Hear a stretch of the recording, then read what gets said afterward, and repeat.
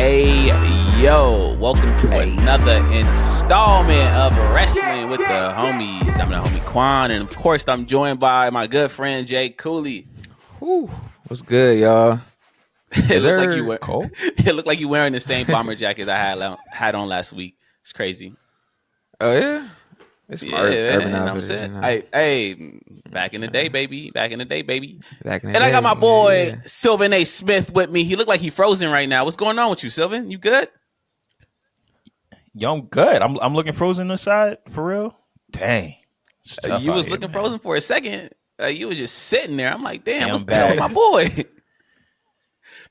Man, what's up with y'all? I'm good. I ain't got no rings on me today. We here early. You know. No rings. Wow. Yeah, no rings today, man. You know, I had to get them shined up real quick. You feel me?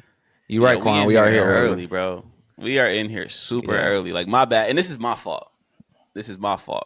But, you know, your boy had to work later, dog. I got things to do. Like, I know it would be nice. It would be nice if we could just sit back and, you know, collect money off of this. And, you know, that's the goal. One day we will be doing that. But at this point, I live in LA, baby. 1 bedroom, West LA. Like, I got to pay the rent. So I got to work later, bro. So, you know, we in here early. 9 a.m. Rise and shine, baby. Rise and shine. I'm good with 9 a.m., man. I'm good with 9 a.m., honestly, bro. I'm up at 6, 7. Why? So, bro, Why? that's my internal clock, too. Bro said why? That's my internal clock is 6 o'clock, 7 o'clock, bro. I can't even. That's crazy. Like, it's dialed in. Mine's is 9:30. Yeah. 9:30? That's 9:30, bro. That's late. That's late. Man. That's kind of. I don't know. I wish I can like wake up at 9:30, dog. I'd be glorious. Right. I'd be getting the best sleep of my life. Right. No, so look, here's the thing. I be thinking that my internal clock is 7 o'clock, but really it's just my crib is too damn bright. So like once the sun is out and it's bright in my crib, I'm up because I can't sleep past the sun in my face. You bring in some blackout curtains. I mean, you know. So the thing is, I got some. I just, you know, they be open.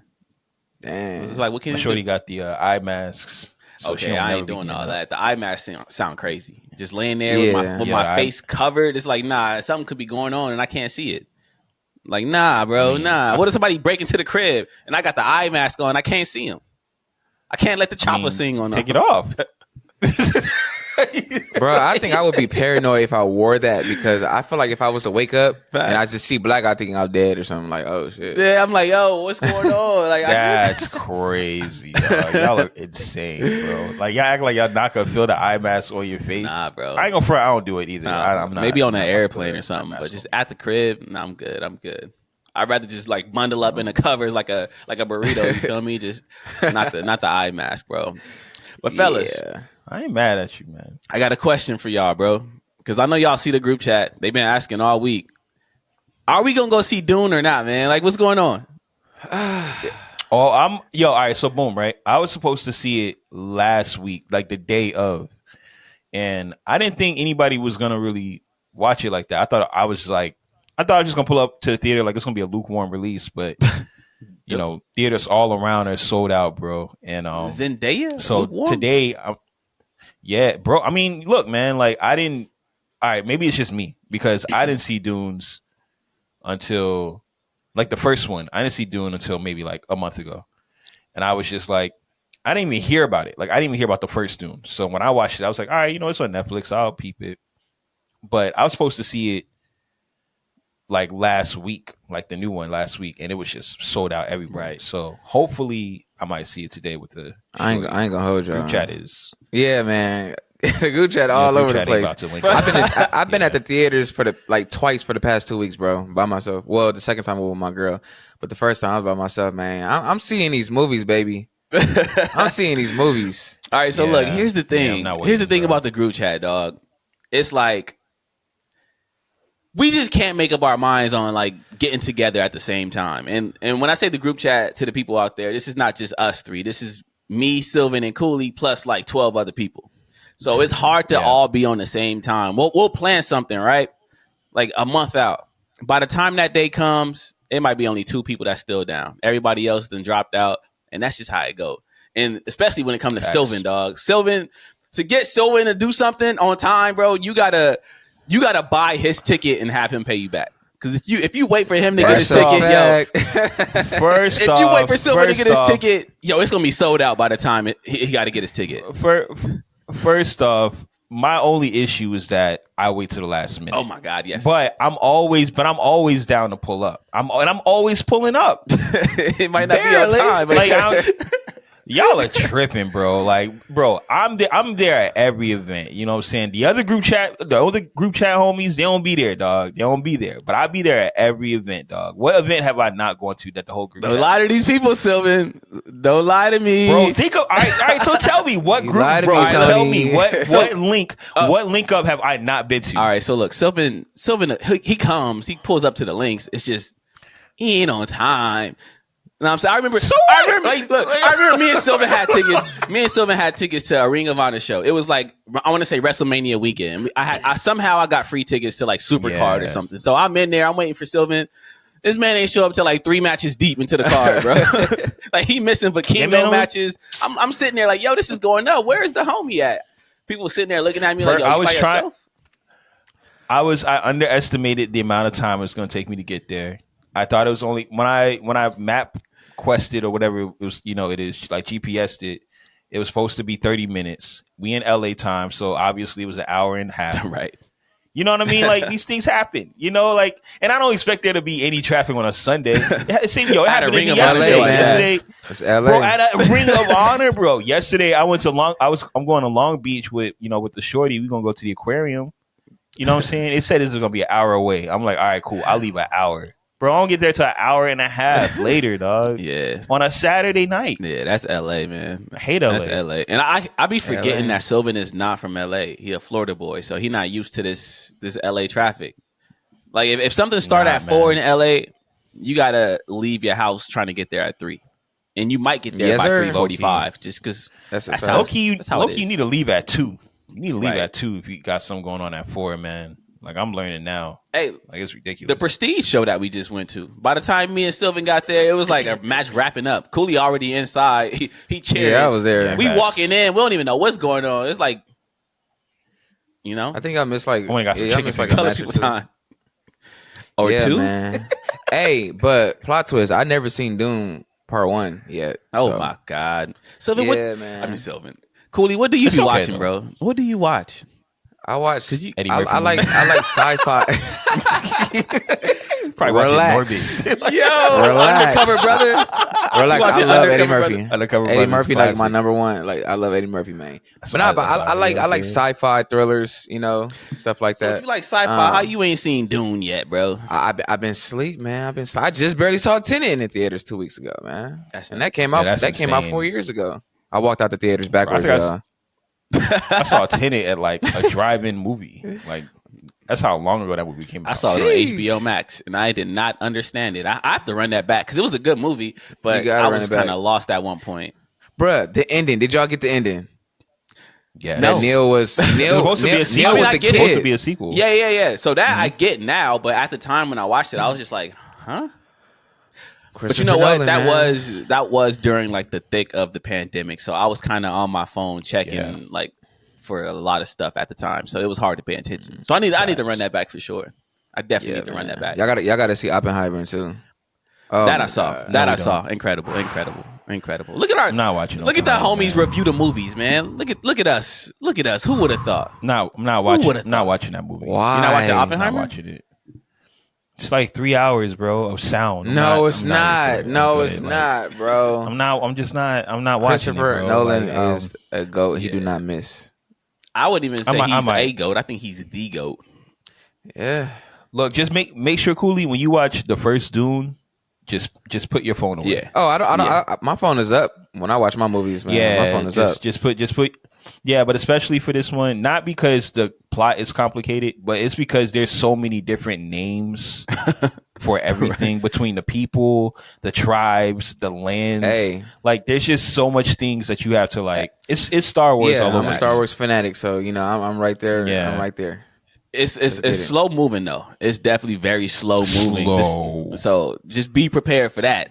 You're gonna be sitting there for a minute, like, yo, is something gonna happen, or are they just gonna talk the whole time? It's like you watching the movie equivalent of a podcast. It's just talking. Slow, bro. Yikes. But it's a good movie. Slow. It's a good movie. Make sure you watch that so we can all go link up and see Dune 2. And it makes you, the end makes you say, okay, I have to see the next movie. Right. So it's worth it. Right. Now, look, before we get into these wrestling topics, I have to ask y'all, man. I have to ask y'all, and I'm going to be careful with how I speak on this topic, but Roman Reigns is getting killed. He's getting killed for the comment he made about Seth Rollins' choice of attire. Oh, he is? Yeah. I haven't been on the internet. I thought it was just going to be. No, it's just not just amongst us, bro. He's getting killed right now. They're very upset. He'll be all right. I thought I was. Hey, bro, I thought I was just like, damn, that sounded a little. I don't think you should have said that. But I didn't think anybody was going crazy over it. I thought the same thing. I'm like, that was probably not the right comment to make, but I didn't think it was going to go this far. People are really upset. But he kind of said the same kind of thing at the press conference, like low key. So it's like, what did he say? When he said you got your wife's clothes on or something like that. Yeah, right. So it's like, so look, I mean, here's the thing. He didn't say cross dresser though. He did. You can't call someone that like derogatory wise like in 2024, and he got to know that. But look, here's the thing. I will shoot him a little bell because we do. I know wrestling blurs the line between like real and fiction. Like they blur that line, so it's tough. But at the same time, like you got to understand what you're watching is a TV show. Like it is fiction, and Roman Reigns is essentially an actor playing a villain character. So the things that he says on that screen, you can't really attribute to Joe Anoa'i, the person. It's really just a villain character on a TV show. Like I'm not going to get mad at Bryan Cranston for selling meth because Bryan Cranston don't sell meth. Bryan Cranston is just an actor who played Heisenberg on a show where he sold meth. So it's like, you got to separate that. You know what I'm saying? And I fall victim to it too. We all do because there was a time when, Triple H cut that promo on Booker T when he told him to go dance and he talked about the nappy hair. And I was kind of mad too. I'm like, yo, why is he saying that? But at the end of the day, it's like, yo, this is Triple H, the character on a TV show. This is not Paul Levesque, so I got to chill and relax. The only person that's not a character is Hulk also Hogan. Vince's. That was also Vince's idea. I'm 100% convinced that was Vince's idea. Of course. Like, Mom, make him go to the ringer. I hate that Booker T lost that feud, and that's a whole different topic for a whole podcast. Like, why did he lose? Why did he lose? Nah, he didn't just lose, bro. Like it was so the fact that Triple H had to crawl for the slowest, like he crawled for like 10 to 15 seconds to make that pin, bro. Just buried the homie, bro. So disappointing. Yeah, man. Buried the homie. But anyway, guys, I guess it's time to get into some wrestling. Y'all ready? Y'all ready for this? Are you ready?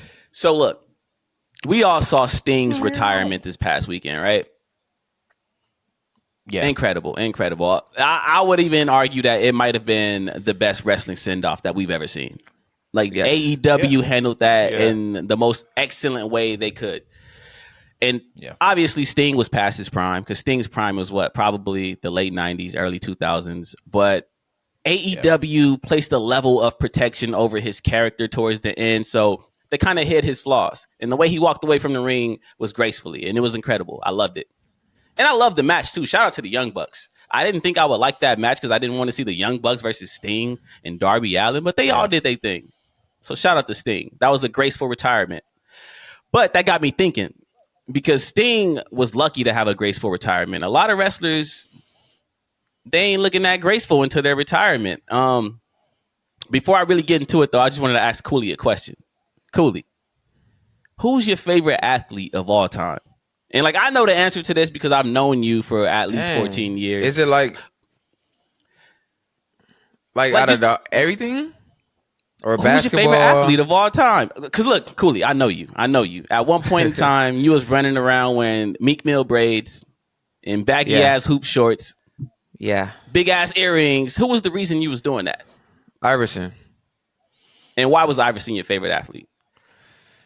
I mean, I can relate to him. He related to the hood people. I grew up. He was a thug. I grew up. I grew up with not the best needs or whatever. My mom did the best she can, but I looked up to Iverson. He was just like me. I looked into the TV. I see the braids. I see, the gear he was wearing, the way he was talking. And he was short. I was short. So I'm like, oh, this short guy can play basketball. Maybe I can be in the NBA one day and be like Iverson. Right. So that's who I looked up to. Right. So how did you feel about Iverson towards the end of his career? Like the way he walked away? Because he was on the Pistons at one point, right? He was like the 12th man off the bench.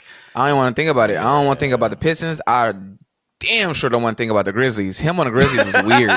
I think he was number 1 too. Like that was weird. Why was he on the Grizzlies? I don't know. I wish after the Nuggets it was a wrap because he did good on the Nuggets. Yeah, Denver he was killing it. He was still balling. They made the playoffs and everything. Yeah, man. But after that, I couldn't fathom it. Like, see, look, and that's the same. And that's the same thing with me and a guy like Dwayne Wade. Because I'm a Dwayne Wade fan. When Dwayne Wade first burst on the scene, I saw a dark-skinned guy from the hood in Chicago, shaved head. I'm like, yo, this is me. So I related to that. And I love Dwayne Wade. I love the flash. I love his playing style. He was out there winning championships with Shaquille O'Neal, out there winning championships with LeBron James and Chris Bosh. But at the end of his career, it wasn't really the same. Like there was a time when you ask anybody who the top 3 shooting guards were in NBA history, and Dwayne Wade might have made that list. He might have been number 3. It might have been Jordan, Kobe, and Dwayne Wade. But that last 5-6 years when he was just kind of drifting around, I want to say he was on the Chicago Bulls at one point, scoring 17 a game. And 17 a game ain't bad, but that's not Dwayne Wade. Not bad. Right, it's not bad, but it's not Dwayne Wade. And then he had a weird stint with the Cavs where he was the 12th man off the bench. He was getting DMPs. It was weird. He was with Derrick Rose was on the team too. It was just that was a terrible. Whoever put that team together, man. Come on, man. It was all washed players. And then he was on the Heat again, but at that point it was just all right, he's a 9-point a game type of guy now. In that little 5-6 year window, that kind of changed the narrative on Dwayne Wade. And these days, Dwayne Wade is kind of more known for wearing lip gloss and weird outfits than he is for hooping. And I feel like if you could erase that little 5-year period, Dwayne Wade would still be considered the top 3 shooting guard of all time. And the reason I'm bringing this up is because I wanted to pose a question to y'all about wrestling. Does staying past your prime affect your legacy? And I think the answer is yes, because we saw the way Sting walked away. He walked away gracefully, right? But then I look at a guy like Chris Jericho, and I think we all agree, if we could just erase the last 10 years of Chris Jericho's career, he would be easily top 2 cruiserweights of all time, besides maybe Rey Mysterio Jr. Out of that whole WCW core of cruiserweights, Chris Jericho has probably had the best career. But the last 5-6 years, it ain't looking so good. I got to be honest. His AEW run, seeing him out there looking like a scoop of goop, it has changed the narrative on Chris Jericho, bro. Scoop of goop. He looked like Goop Scoop, bro. He looked like Goop Scoop. And I love Y2J. Cooley always says Chris Jericho's debut in WWE was his favorite debut of all time. Favorite, bro. That's so insane. I don't know why you feel that way. It was amazing. The Rock was cutting the promo. Boom. Right. He popped up with the Millennium Clock. It was ill. But seeing Chris Jericho now struggle to put matches together, he out there botching. He looks crazy. It's just I don't see Chris Jericho in the same lens that I used to see him. So I think that it's a pretty easy yes. Staying past your prime does affect your legacy. But I want to get y'all input from that. What y'all think, man? Wrestlers staying past their prime, does it hurt their legacy? Does it hurt? Be honest. Be honest. No. Excuse me? Cooley's so biased. Excuse me? Cooley's stupid, dog. Listen, man. Cooley biased as hell right now. To a certain extent, it does because we don't want to see our favorites go out sad, But at the end of the day, what they did in the past is what they did in the past, and that's never going away, and that's what made them who they are to this day. And that's what you did in the past is what made you the legend that you are. And if you want to still stay past your prime, by all means, do what you got to do, get that bag. But you're risking your health, You're risking injuries. You're risking getting cheated on by your wife because you're not there no more. You know, you're risking a lot. Cooley, what? Yeah, Come on, dog. You're risking a lot, but like but to a certain extent, I don't think it hurts, man. No, to a certain extent. You say you're risking getting cheated on by your wife. Yeah, man. But look, it's nasty out here, man. But look, a lot of people say that the last impression you make is the biggest impression. And my last impression of Chris Jericho is him stumbling around the ring, looking out of shape. I'm just saying. I don't know, man. You know when you first meet, your shorty, and your first impression is what matters, to the parents. So I believe. Nah, but that last impression that shorty makes on you is the one that stick with you forever. Let's be honest. I was just dropping off a clip real quick. I'm sorry. But nah, because you could meet a girl and everything be good. Everything be lovely. You love her. First impression, beautiful.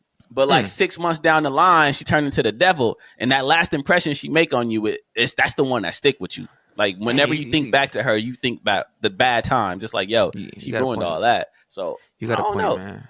You got a point. I mean, women and men change in relationships, and I think it ultimately comes down to like compatibility in that capacity, right? Like, you can start off good, and then like 6 months in, shorty starts changing because she's just into different things, or maybe something's coming up traumatic for her, and you're just like, whoa, this ain't what I signed up for. And then it's just like, all right, well, this just ain't working out. Right. So, I mean, definitely got a point there. Yeah. And look, there's a whole other element of this, too, because it's like, we got to remember, there's a whole generation of people right now being raised on some of these wrestlers who are past their prime.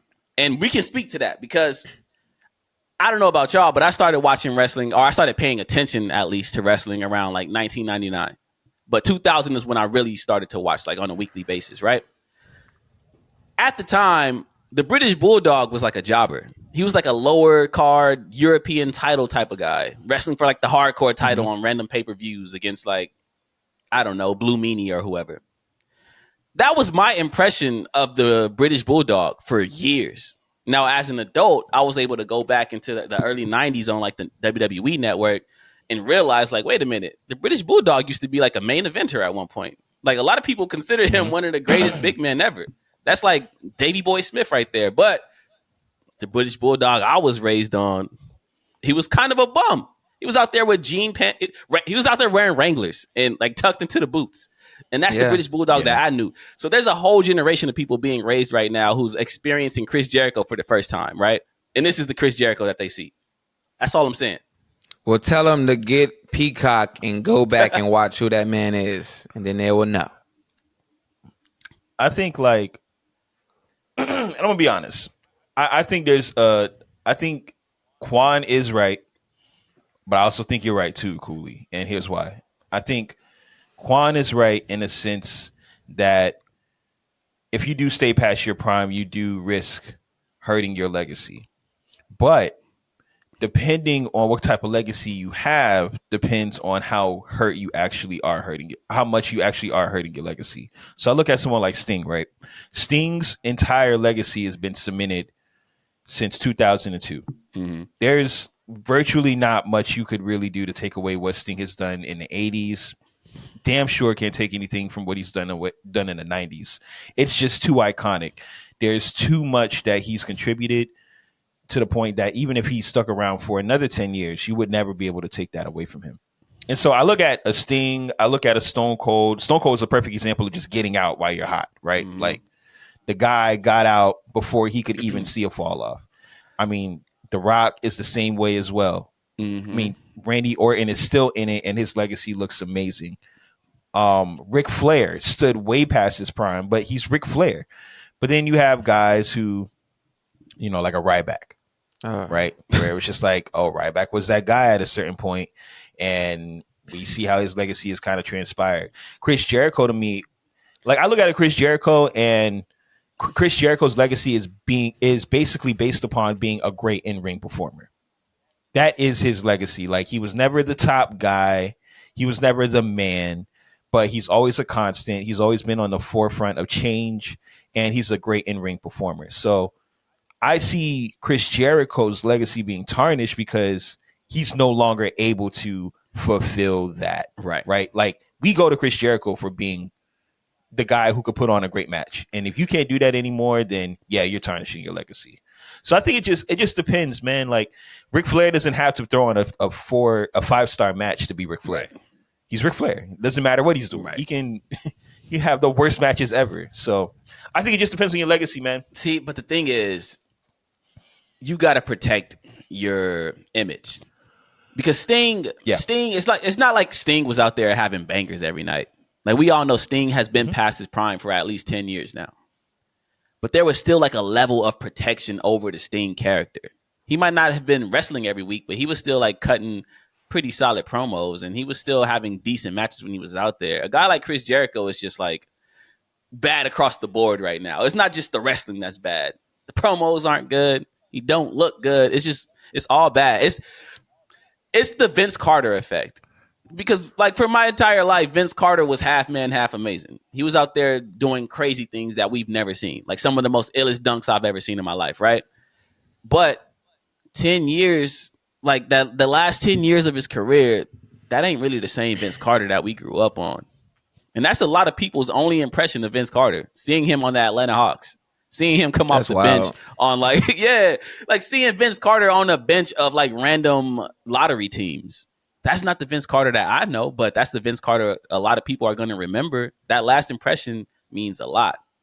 Like for me, the right way to go out would be to go out when you're on top. Like look at Khabib in the UFC. Khabib turned around. I think he retired when he was 32. Was it 32? Yeah, he was young. I was like, 32 years old. He was undefeated. Probably considered the greatest at his weight class. He retired, walked away from the sport, never coming back. That's the right way to go. But imagine had Khabib stuck around for maybe 4 or 5 more years, and we saw him get knocked out 2 or 3 times. Will he still be considered the greatest of all time at his weight class? Probably not. All I'm saying is, but there's people like Roy Jones Jr. who's still considered one of the greatest in his. I didn't want to bring him up, but is he though, bruh? Bro, he was amazing, but it just. I mean, after the late 2000s, he kept going because he loved the game so much. He kept getting knocked out, and it was terrible. It was embarrassing. But the general consensus is that a guy like Roy Jones Jr. is one of the greatest of all time. I mean, we could say the same thing for Mike Tyson. Right? Like, is Mike Tyson not one of the greatest of all time, despite the fact that he had a solid 5 or 10 years of just being washed? But let's talk about Mike. Let's talk about Mike Tyson real quick. He don't have a lot of good matches. If you want to look at his resume, he's like beating like. But he's still considered and like kind of. But he's still considered. Mike Tyson. For sure. So what happens? I mean, like Mike. Oh, my bad. Yeah. I didn't mean to cut you off, but I was like, what? Well, I didn't really have. I was just gonna bring up Jordan, right? Like, we all remember Jordan on the Wizards, right? Yep, now, Jordan on the Wizards was still putting when Jordan on the Wizards, and this was pointed out to me not too long ago, was still putting up numbers. He still was averaging a great amount of numbers, but for a retired guy coming back into the game, he was still pulling up pretty solid numbers, right? But he definitely wasn't Jordan that we knew, right? At all. It was Jordan on the Wizards, and we just kind of like erase that and kind of keep it pushing, but it doesn't take away from what he's done, and that's because what he has done really has cemented him. And I think a big part of your last impression is contingent upon how solidified your legacy is. If it's not that solidified, or if you're in a complete conflict of what you used to do, like what you're known for, then yeah, like Vince Carter, I completely get what you're saying, because I grew up on Vince Carter being like, man, this guy could do anything. Like he could go to the sky if he wanted, and all of a sudden he couldn't do it anymore, right. And it was just like, why are you still here? And he stuck around too long. I feel you. It might also depend on how long you stick around past your prime, because it's like Jordan on the Wizards was bad, but we only saw Jordan on the Wizards for like 2 years. 3 years maybe. Facts. Now imagine if Jordan was on the Wizards for 6 or 7 years. At that point, it's like, all right, you've been out of your prime damn near as long as you were in your prime. So you kind of tainting that, because like Vince Carter, he was damn near bad for as long as he was good, and it's like that for a lot of guys. Like Chris Jericho has been bad for like at least 6-7 years now. So my thing, right, is like I want to talk about Ric Flair, not just because he's on my TV right now, right? But Ric Flair to me is it's definitely Vince McMahon versus Ric Flair. It's Royal Rumble 2001. Why does that exist? Rumble Why does that 01? match exist?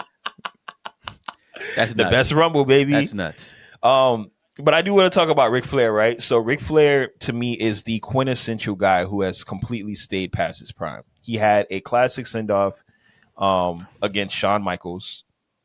It was Chef's Kiss. Yes. And the only reason why it's not number one besides Sting is because he decided to return back to TNA. Like a month later. And it was just like a month later. And it was just like, what is going on? And he stayed for, I think, like another 5-6 years or something like that. Yeah. And was just putting on match after match after match. And then had another retirement match. That was like a tag match with Jay Lethal and Jeff Jarrett or something. I don't know. And Jeff Jarrett and okay, whatever, right? So he damn near died. Here's my thing, right? Right? Like almost Bruh. died. Was Andrade involved in that? Andrade might have been in that match. I think he was like a. I don't know, to be honest. I didn't. I'm gonna keep it a buck. I didn't watch it. I was not gonna watch that. But he stuck around, right? But when I think about Ric Flair is still Ric Flair. Mm-hmm. There's no doubts about it. He's cemented. His legacy is 100% locked in. So, like, what makes him different than? Because I feel the same way about Chris Jericho, Qwan. Like, I feel like I'm looking at this guy and I'm just like, can you just wrap it up? But like, why is it different than Ric Flair? Like, what's the difference maker between someone who was in his 60s, mm-hmm. you know what I mean, who shouldn't have been in the ring versus, Chris Jericho, who's approaching, I think he's in his late 50s or early 50s or something like that. And he's trying to be competitive, but it's not working. What is the difference maker between these two? I guess the difference for me, at least, would be the fact that Ric Flair wasn't wrestling on a weekly basis. He was kind of more an on-screen character than he was like an active wrestler. Whereas like Chris Jericho was still in the field, like really wrestling on Collision and Dynamite. And so that's true. It looks a little different for the optics. That's real. But at the same time, I think you are right about Ric Flair's legacy versus Chris Jericho's, because Ric Flair is kind of starting at a very high vantage point, so it's not, it's too much far that he can fall from that. Whereas Chris Jericho, as much as we love him, as much as he's one of the greatest of all time, he ain't really Ric Flair. So I feel you on that. I mean, there was a time Ric Flair's legacy was in question in the 90s. Like his stint in WCW was just like, yo, what are y'all doing to him? Right, he was like, getting this hurt. Is Ric Flair, and y'all are treating, they were treating him like a jobber. The way they were booking him was insane. So I mean, like general manager or something. Yeah, it's just like weird, bro. It was weird. It was weird, dog. But all right, so you're right though. He wasn't. Ric Flair love the game, man. He love to hustle. So look, I guess the question then becomes, when is it time to go? Like for y'all, and that's in anything. If you're an artist, if you're a wrestler, you're a boxer, a rapper, whatever. When is it time to go? I don't think there's ever really a time to go. I think the question is, when is it time to evolve? Right? Like I look at someone like Triple H. Triple H is the quintessential, it's time to evolve. It got to a point, 2010, hey, you probably don't want to be in a ring every single day, every single week on every single Raw. So it's time to evolve into general manager or going to the back, right? You have a match every now and then. And then it becomes, okay, you have a match at every WrestleMania. Then it becomes, okay, I'm not going to have a match at all, and I'm just going to stay in the back. I think he just knew how to evolve. I think The Rock knew how to evolve. I think Stone Cold didn't know how to evolve, so it was just kind of like, all right, let me bow out gracefully. Mm-hmm. But I think the key to any longevity in any sport, whether it's or any sport or any talent, like especially hip hop, right? Like hip hop for me is like, I don't think as a rapper you should ever stop rapping, but you do get to a point where it's time for you to stop talking about the things that you're talking about, and reflect what's actually going on in your life. And if that's not relatable, it has to evolve, bro. So that's what I feel. And a lot of people don't want to evolve when it comes to like music, because it's not going to get clicks, and that's people's too worried about clicks. And mean, views. but yeah, that's real. Because I look at dudes like Chase Infinite or even like a Jay-Z, and it's like, yo, at one point these guys were in front of the cameras. They were rappers. They were active rappers. But did you just say Chase Infinite? Yeah, bro. You are insane. No, but look, here's bro. the thing. And like, if you're not in the music industry, dude, or if you're not really like tapped in, you probably have no idea who Chase Infinite is. Yo, but, you are insane, bro. Like I was like, yo, wait, he Chase Infinite. No, but look, the thing is, Chase Infinite, he's responsible for like ASAP Rocky and all these like New York guys. He was managing them. He like kind of discovered them and put them on like outside of my boy. Damn, I was about to say ASAP Ferg, but ASAP Yams, rest in peace Yams. Right, but it's like at one point Chase Infinite was an artist himself, but he kind of gradually made that process of stepping behind the scenes, and Triple H did the same thing. We see it with like guys like Bobby Roode and Brutus Magnus, aka Nick Aldis. Like you ain't got to be in front of the camera or in the ring wrestling all the time. You can step aside and do other things in the wrestling business. Like I feel like that's a good role for Jericho. That would be a great role for Jericho. Jericho should be like an agent or some type of creative mind backstage. He ain't got to be out there wrestling matches no more, man. Okay, like, but what if you're past your prime, but you're still winning championships? Is it okay to still stay? Like in what capacity? Tom Brady. Like, we talking wrestling? I'm talking about Tom Brady, man. He was past his he was past his hey, he was past his prime. That man was throwing interceptions like crazy, but he still won a championship. I mean, Tom is a different. I don't get it. He a different animal. He a different. Tom is an anomaly though. That's a real. He's a real anomaly. Like he's not. He is the true definition of the exception. That's insane. Like, I mean, he's not the rule. He was like so. 45. There's nothing wrong with taking a lesser role because I mean we saw guys past their prime like Gary Payton and like Ray Allen who still went and got championships on the bench. Like, so Gary it's like Payton. Karl Malone on the Lakers. Gary Payton got that was terrible. Why did we do that? Why did we do it? And Karl Malone was like trying to get with Kobe's wife. Like, that was a nasty era. That was a nasty era. What did he say? I'm hunting Mexican girls or something. Like he had the cowboy he's wild, hat. bro. Yo, Karl Malone, bro. You are a sick human being. We pack you up. Facts. But Gary Payton got a ring with the Miami Heat, right? Or am I tripping? Like he did. I think Gary Payton and Ray Allen. Yeah, he did with the Heat. So it's like he was past his prime, but he was able to ride the bench and get himself a ring. So I'm not mad at that. It's just when you out there trying to be the star and you pass your prime, that's when it start looking a little ugly. That's all I'm saying. Always does. Like, I mean, look at Ultimate Warrior '96. Oh, that was a terrible time. Terrible time. I might get a lot of flack for this, but yeah, you are. Yeah, you definitely are. I feel like whatever you about to say is flat. I feel like Ultimate Warrior wasn't really, that good of a wrestler like that.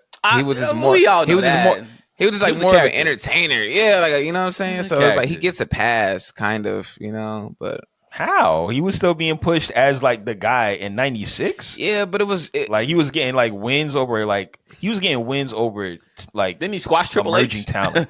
He did. Squashed Triple H. Squashed him. I hated that character. And he had the same gimmick. It wasn't like he changed. Yeah, he didn't evolve at all. Still running to the ring. Yeah, but he was still that guy. So they was getting. And that's one thing, That's one thing I will give Chris Jericho. Even though, I'm kind of riding him right now, pause. But Chris Jericho has been able to evolve his character over the years. We've seen so many different versions of Chris Jericho. We saw Y2J. Facts. We saw The List. We saw El Champion or what is it? Le Champion, whatever it was. Le Champion. When he lost the title in like a jacuzzi or something. Like at an Outback Steakhouse. That was nuts. Yo, that was nuts. So shout out to him for being able to evolve his character, something that a lot of people can't do. But it might be time to wrap it up, bro. That's all I'm saying. You got to know when to get in and get out. Like if I was a wrestler, I'm leaving when I can't do it no more. Once it's looking bad for me, I'm not who I used to be in the ring anymore. I'm getting out of there. I don't care if Tony Khan is offering me $4 million a year. I'm getting out of there. But that's just me. But even the greatest wouldn't even not get out of there. They still stick. What you mean? Let's talk about a guy like Kobe. Kobe was done. You know? He was done, but he still stuck with it. He still signed that extension that messed up the Lakers. Like that set the Lakers back for like 10 years. Destroyed us. That was some people love the game that much, man, and they just can't leave. I mean, let's talk about it though. Some people can't afford to love the game that much. Like Kobe could afford to love the game that much. Kobe was Kobe. You know, like he wasn't the same, but he was still Kobe Bryant. Some people can afford to love the game that much. Some people don't have that luxury. Like a Chris Jericho to me, like once the Jericho Appreciation Society broke up, it's time for you to start transitioning to the back. Yeah. Well, that was it, bro. We keep going back to Chris Jericho, but who are some other wrestlers that like are still hanging on to that past? Tommy glory? Dreamer. Come on, dog. Come on, someone who is still in the game that's doing excellent. That I could see another 10 years. Who? Rey Mysterio. Yeah, Rey Mysterio's never been lost in a for step. a long time, and he's never lost his step. He looks like he just started. He's wrestling like he's just started. That's insane, actually, because his wrestling style, you would expect him of all people to like really be kind of washed now, but nah, Ray's still out there doing his thing. Yeah. It's moving, but and he could still keep up. I think like once you can't do what you used to do, it's time for you to start evaluating. Right, and I gotta agree with Cooley on Tommy Dreamer, because Tommy Dreamer is one of my favorite hardcore wrestlers of all time. But seeing what he be doing in TNA, it's like, yo, Tommy, can we have a chat real quick? Try to get past that. Let's have a 1-on-1, Tommy. I see you on dark side of the ring looking crazy, man. Like. Get out while you can. Man. Get out while you can. Come on, man.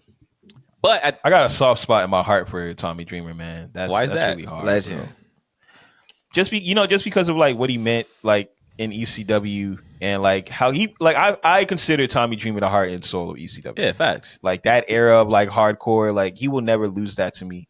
And so I try to just ignore everything terrible that he's ever done past that. And it's really hard. I don't know. To not do. Because I mean, at one point, Tommy Dreamer was damn near working for free for Paul Heyman. Like he really loved that man. So it's like, and that's not me. I don't know why Sylvan's laughing. That's not even me like trying to like make fun of Tommy Dreamer. He was really dedicated to ECW, so he was willing to like it's just the work truth, for man. free. Like his checks was bouncing, but he was still there. So like I got all the respect in the world for Tommy Dreamer. But we did have to see him But we did have to see him go over to WWE and like drink Undertaker's spit out of a cup. Like I know y'all remember that. We had to see him like. And the thing is, it's like, yo, and shouts out to Tommy Dreamer, man. I love Tommy Dreamer. But like, if we could erase that whole 10-year period of if Tommy Dreamer's career ends after ECW, he's a legend. Bar none. Legend. He's still a legend. Facts. He's still a legend. Don't get me wrong. But it's like I can't unsee you drinking Undertaker's spit. Like, you know what I'm saying? I can't unsee you being out of shape, getting slammed through flaming tables in TNA Impact. So it's like, I don't know. You got to get out when you can. It wasn't just spit either, right? It was like tobacco. It was nasty. Ugh, man. It was nasty. It was nasty. Get out while you can, man. Get out while you can. That remind me of this scene on Space Jam, man. When the kid said to Charles Barkley, man, you not the real Charles Barkley. You just don't want to. You just don't want to look like. Be gone. Yo, funny it's thing. Like that. Funny thing, that scene made me cry before. When I was a kid, I didn't like that scene because he just looked so sad, bro. He was standing by the gate. He just looking. She was like, "Nah, you ain't real. Like, be gone." I'm like, "Damn, why she do Charles like that? Why she do Chuck like that?" Man, shout out to Charles Barkley, bro, and shout out to Tommy Dreamer. Shout out to Chris Jericho. Like, I'm not like trying to clown any of y'all. I just got to keep it real. You got to know when to get out, and it's looking like the right time to get out. And that goes for everybody. That goes for rappers. That goes to athletes. That goes to every entertainer. Like, if you a rapper, but you pass your prime, you kind of washed and nobody's listening to your music no more, got to get out. That's Don't be Raz Cash. I'm just playing. Cooley's an idiot. Cooley dumb, dog. One day we going to talk about Cooley being an LA legend and the jerk legend. I don't rap no more, man. I just, I'm chilling. A lot of my peers is doing their thing though, man, from back in the day, which is kind of Shout out to all great of them. Yeah, facts. Shout out my boy Jay Nori. Shout out my boy Larry J. All them cats, man. We all grew up together, man. We did our thing. Yellow Hill. Shout out to all these people. Yellow Hill. They all my boys, man. They all out here. Yeah, that's crazy. Sure. So many. That's crazy. The amount of people we grew up with. That's like doing anything. Yeah. That's nuts. That's nuts. It's a beautiful thing. I want to hear from the people at home, man. Does wrestling past your prime or staying past your prime in any facet of life, does that ruin your legacy? Does it taint it a little bit? I believe it does. These two seem to be more graceful about it, but I want to hear from y'all. Do y'all think it taints your legacy? Should Sting have gotten out earlier? Should Chris Jericho get out now? Should Tommy Dreamer have gotten out 20 years ago? Let us know in the comments, man. I feel bad. Shouts to Tommy I Dreamer, feel bad, bro. Look, Tommy Dreamer, if you see this, bro, if you see this, please don't beat my ass, bro. I'm sorry. I wasn't trying to go off on you, but it's looking a little weird for you right now, man. Shout out to Tommy Dreamer and shout out to Bully Ray. He's still wrestling too. Yo, I don't know why, but he's still wrestling too. Oh, but anyway, man, that's another guy. Yeah, that's what I'm saying. Like Bully Ray, like why? And the thing about Bully Ray is that his career got popping late because he was a part of the Dudley Boys, literally, and then like that was over with, and he kind of fumbled around, and then it's like boom, Bully Ray's on the scene, changed his whole image, his whole character, and he was killing. But yeah, you know, it's highly respected. Shout out to New Jack. Anyway, man, Sylvan, why you mad today, bro? You upset? I'm upset. I'm gonna tell you right now, I'm upset because I don't see my Intercontinental title. I'm still waiting for it. Where is it at? Oh, you talking about? Yeah. I ain't forgot. Don't grab it. Don't grab it. Yeah. Where? Coming for that. I'm not gonna grab it, man. Pause. I'll pass it over to you. All right. I'll pass it over to you this week. I forgot. You know, I was a little compromised this week. Hey, I ain't gonna. it is what it is. All right. Wait. It is what it is. I love how we call being with our girls compromised, but we don't explain that to nobody. So like whenever we're like, yo, I'm compromised, people just be like, what? So if you ever hear us say we're compromised on this podcast, that just means that we with a shorty, so we compromised. Facts. I'm compromised. That's what happened yesterday. Our producer hit us up. It was like, yo, I got this mic stand. Who can pick it up? I just text back, yo, compromise. In my head, when I saw the text, I'm like, yo, he probably has no idea what Sylvan's talking about right now. At all. He just gave it the thumbs up. It was like, well, you know, yeah, I'm compromised, man. But I got you this week, though. That's the wrestling with the homie lingo right there. Compromise. You ever with your girl, or you with somebody that prevents you from doing other things? You compromised. You hear where you heard it first. Facts. All right, gentlemen. You know, speaking of when is it the right time to get out, just bear with me. Just bear with me. I was thinking about this was on I want to say on Wednesday, right? So I want to say on Wednesday I was thinking about my career. For those who don't know, I am an artist. I have been an artist for 15 years, independently doing my thing. I've done so well that I can actually afford to have a lifestyle off of this. So thank you to me. Flex. Shouts to Schoolboy Q. Flex. But I was thinking about my life as an artist, and I was thinking about the conflict that I have when it comes down to doing what I love and what I want to do, and then doing things that I have to do in order to make money.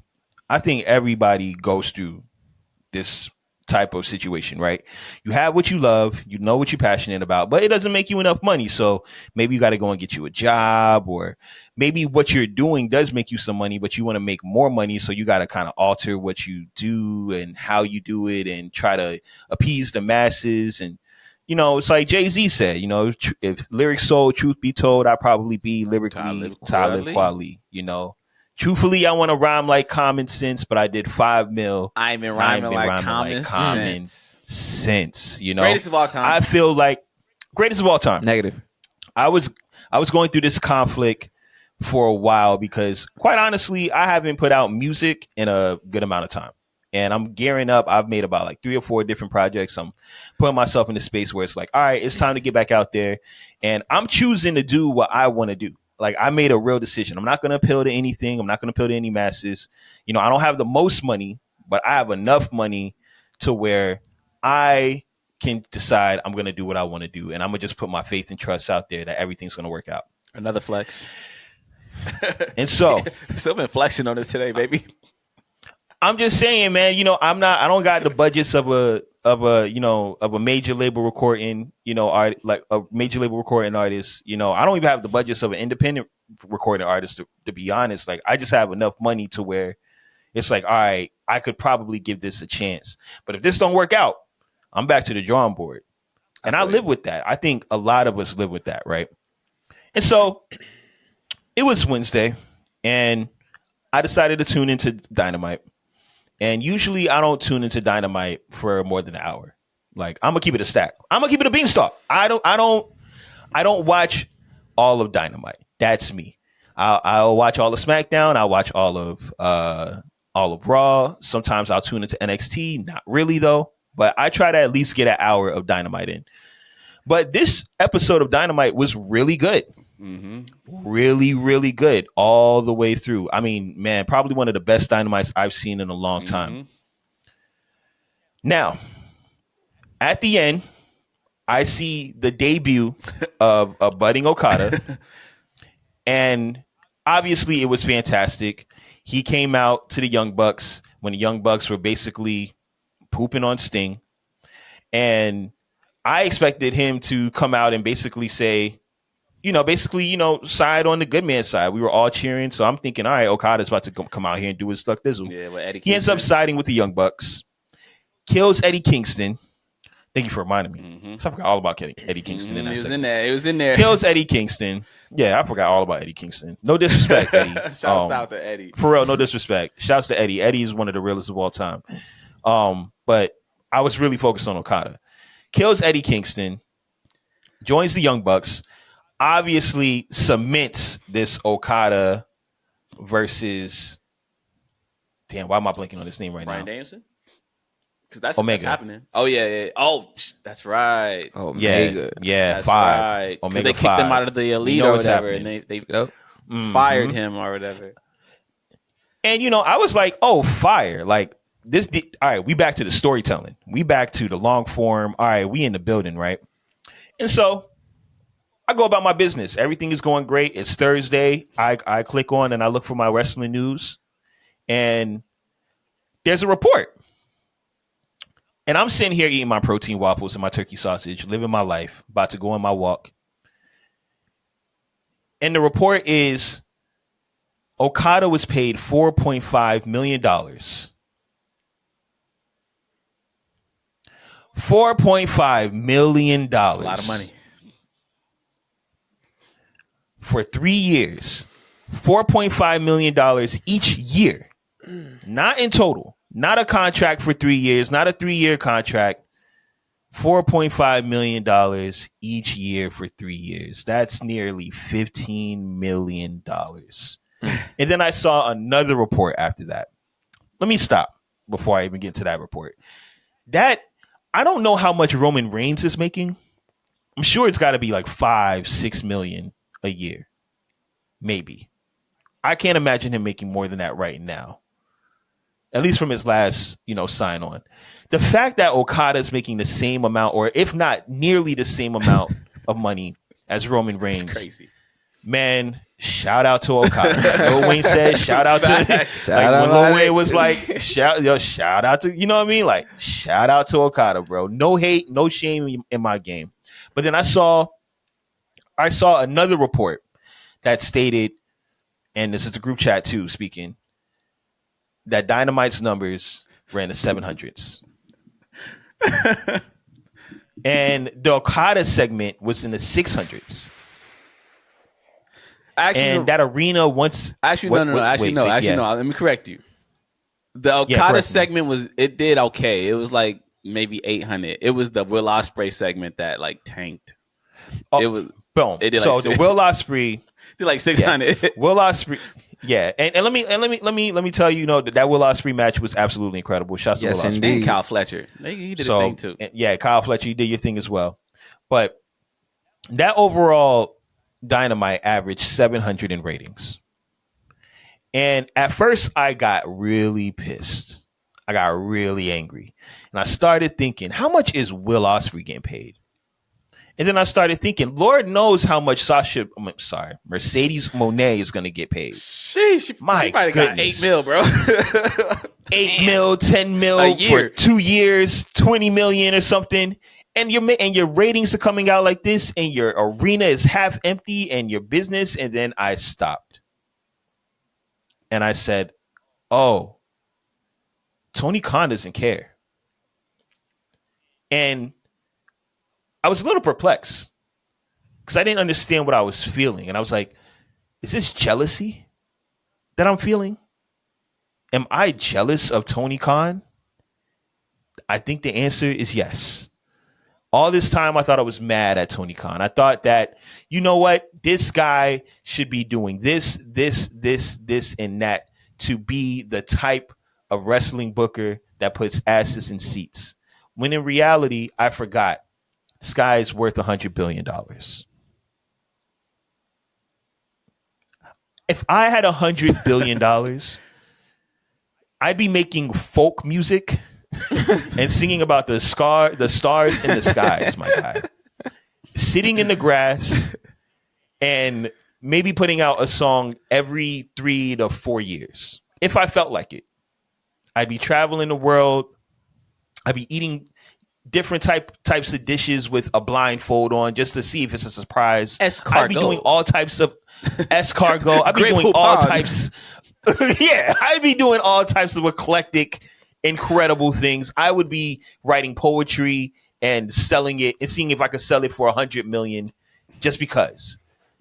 The fact that this man is fortunate enough to acquire a wrestling company and book the types of matches that he wants to book, pay wrestlers exorbitant amounts of money that, in my opinion, they're not really worth, and sit back and run a wrestling show that appeals to the niches of niches audiences in peace. I'm jealous. I am jealous. That is the world dream. That's not the American dream. That's the world dream. Who doesn't want to be financially secure that you can do whatever you want? Right. And that's what I see in Tony Khan. Tony Khan is doing whatever he wants. He's paying whatever amount of dollar he wants to pay, and he doesn't have to worry about a turnaround profit because he's $100 billion business. $100 billion worth guy. It's not like the WWE where, these guys got millions. Like, I'm sure Ari Fletcher is worth like $40 or $50 million. The Rock is, $800 million. Triple H is getting a pretty great salary. The company's worth $1 billion, but it has to be worth $1 billion. Mm-hmm. It has to be worth $2, $3, $4, $5, $6 billion. They have to be in that mindset because if they don't, then they're on their ass. Tony Khan will never be on his ass. Ever. He will always be in a net protected by $100 bills floating in the sky. And that's why he can do whatever he wants. That's why he can sign Okada for 3 years for $4.5 million each year and pay these wrestlers to perform in 4,000 seat filled arenas that hold 16,000 and block off sections and put on these pay-per-views for fans to enjoy however they see fit. And my goodness, I have been wrong this whole time. And so my way to fix what I feel is to realize that it's never going to get better than this. And that's okay. That's actually fine. It's all right that AEW is going to remain this way because it's a passion-filled business. And who wouldn't want to be $100 billion rich and create a business that they're passionate about and run it their way no matter what? Because he can keep going for another 100 years and not lose $1. Mm-hmm. Facts. That is my TED Talk. Mm-hmm. Tony Khan, you have my respect. Wow. This is amazing. Shocker. This is amazing. Yeah, Sylvan, it's really angering me. Sylvan finally sees what I see. He finally sees Qwan's been what saying I this for see. a while. I've been trying to tell y'all for the longest. Like, first of all, if I was worth $100 billion, I would be wearing striped overalls and playing the flute in front of coffee shops like Andre 3000. Like, hello, facts. If I had $100 billion, I ain't no telling what I would be doing. I would be in France right now, butt naked, drinking champagne on top of the Eiffel Tower. Is that even in France? I don't even know. I would build my own. I mean, I don't know, man. But look, but look, in all seriousness, man, Sylvan is finally seeing what I have been seeing all along. Like, and the thing is, Tony Khan. First off, we get mad or we get upset when we watch AEW and some of the moves they make, because as a fan, we all know that AEW could be so much bigger than it is. Like right now, AEW is just this thing like on the fringe. It's like a niche thing where like, you know, a portion of wrestling fans pay attention to, but we all believe in our hearts that AEW could be on the level of a WWE, or at least competing with WWE in a real way for like profit shares or for like audiences. So that's why we get upset when Tony Khan makes these mistakes or he does these weird moves that we don't agree with. But at the end of the day, we have to understand Tony Khan is worth billions of dollars. Like his family owns the Jacksonville Jaguars and like multiple like car companies and oil companies. Like these people have generational wealth. AEW is nothing more than a vanity project for him. This is a passion project. He loves pro wrestling and he thinks pro wrestling is supposed to be one way. So he got a company. He created a company. And what we're seeing is something that he really loves. Like Tony Khan is booking his shows for the niche audience because he is the niche audience. Like, let's not forget, before creating a wrestling company, Tony Khan was a message board poster with like an e-fed. He was like a fantasy booker. He would create his own like companies and like write about them on message boards. This is always what he wanted to do. So when he's trying to appeal to the niche fans, he's really just trying to appeal to people like himself. And realistically, that's all AEW ever needs to be. AEW is firmly the number 2 company in America. That's not going to change. Like I know we all joke about Impact overtaking AEW, or not Impact because they're TNA now, but we all joke about TNA taking over AEW's spot, but we know that's not gonna happen. TNA ain't got money like that. They're losing money. So AEW is firmly the number 2 in the US, and that's all they ever really need to be. Like Tony Khan does not need AEW to take down the big bad WWE, because Tony Khan don't rely on AEW for his food. He getting his food in other places. Like no, if AEW folded today, Tony Khan gonna be good. He's still gonna have dinner on his plate. So he's not worried about growth. He's not worried about competing with WWE's audience sizes. Now, every once in a while, he might have a Wembley show where they actually do compete with WWE's audience sizes. But besides that, that's not really his main objective. Tony Khan's MO is to put on the best wrestling show that he feels is possible. And that's all his MO is ever gonna be. So once we accept that, then we'll accept AEW. Yeah, man. Some of us aren't fortunate enough to be in this position. Right. Like, and I think that's why we relate so much with the shrewd business guy who does whatever he has to do to get profit. I think it's the reason why Vince McMahon has been able to be Vince McMahon for so long. Like, Vince McMahon doesn't necessarily come from the most amount of money. Like, you know, he's still like, WWE had to be successful for him to be a billionaire, right? And I think a lot of us relate with that. But with, you know, we all want to be Tony Khan. You know, we all want to be Tony Khan. We all want to have $100 billion and just start a random business that we're passionate about and just pour whatever we feel we want to pour into it because we can. Right. Because we can, just because we got the loot. And I didn't see that at first. I didn't realize how jealous I was. Yeah, he living a great life, man. Amazing life, you know? Man, if I had $100 billion, man, I'd be shooting $1 million music video every single day. Like, I'd be, you know, I put $100 million into my marketing budget. Bro. If I had $100 million, I can't be mad at that. $100 billion, I'd be on an island like Tom Hanks on Castaway and probably just talking to a ball by myself, man. Right, like I don't even know what I don't even know what $100 billion look like. Like that's a lot of O's. A lot of zeros. Zero, zero, zero, zero, zero, zero. Ain't that what Drake said? Zero, zero, zero, zero. That's a lot of zeros. People got to understand, man. Tony Khan got that bread. Like we all criticized, and we'll talk more about Okada's contract later, but we all criticized that contract when we saw it because $4.5 million for Okada, a guy who like most of America doesn't even know. It's a lot of money. But then we forget Tony Khan is worth billions. 4.5 million ain't nothing to him. Light work. No. Right. And on top of that, don't forget AEW fired CM Punk. We don't know what CM Punk was making, but that's a lot of money off the books right there. This 4.5 million that went to Okada, that might be the 4.5 million that was going to CM Punk. Like, let's just be honest. Yeah. So he got the bread. So ain't no reason to pocket watch. Be happy for Okada, man. He got the bag. Yeah. Shout out my Gucci. Gucci on the list. You know what I'm saying? Gucci man. Gucci man. Okada. Shout out nigga Okada. Right. But like, after seeing contracts like that, now I get it. Now I get why WWE keep breaking on all these free agents. Like, now I get why AEW was able to get Jay White, and they were able to get Okada, and they were able to get Ospreay, and WWE never stood a chance, bro. Because WWE not offering $5 million. I'm telling you right now, there is no way WWE is offering Okada $4.5 million. Not when they got Braun Breaker over there making like probably $2 million. Like, not when they got all these guys in NXT that they're grooming for the next spot up, like Trick Williams or whoever, making probably much less than that. Like, they're not about to go out of their way to outbid Tony Khan on Okada. Come on now. And there's so many people who want to be a part of WWE right now. Like, there's so many, more than ever.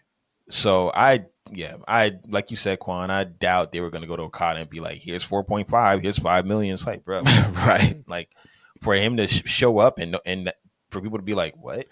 Like, nah. They probably offered that dude an NXT deal and $1 million. Damn. Tony Khan was bidding with himself. Hey, house money. Tony house Khan, money. Man. He got it. Hey, but shout out. Jealous. Shout out to Okada for getting the bag, though. And shout out for Tony Khan for paying up. But I want to know how the people at home feel. How do y'all feel about not only Okada's contract, but just the fact that Tony Khan doesn't necessarily have to appease the mainstream audiences to be successful? Because he going to have bread regardless. Does that piss you off? It pisses me off. I wish I had the money. No, I'm just playing. Mm-hmm. We were just talking about envy and jealousy in the group chat a couple days ago. Like, nah, I ain't envious. I ain't envious of Tony Khan. He doing what he loves to do. And if anything, he's getting wrestlers paid. I can't be mad at that. Yeah. Like, as someone who loves pro wrestling, I can't be mad at seeing wrestlers like Okada get paid. That's real. It is an overpay. We'll get more into that later, but I can't be mad at him getting paid. But let us know how you feel in the comments, man. And if you haven't already, make sure you are subscribed to our channel and head over to wwhomies.com. Check out the stuff we got over there. Anyways, damn, this went kind of long, bro. I feel like we've been on here talking for a long time. For a minute. Y'all want to? Yeah. Well, Mino. Should we get into homie warfare? Y'all want to just hop into the rundown? We can just hop into the rundown. I know you got to do some things today. You know? Yeah, but that's later. I still got some time. It's only 10.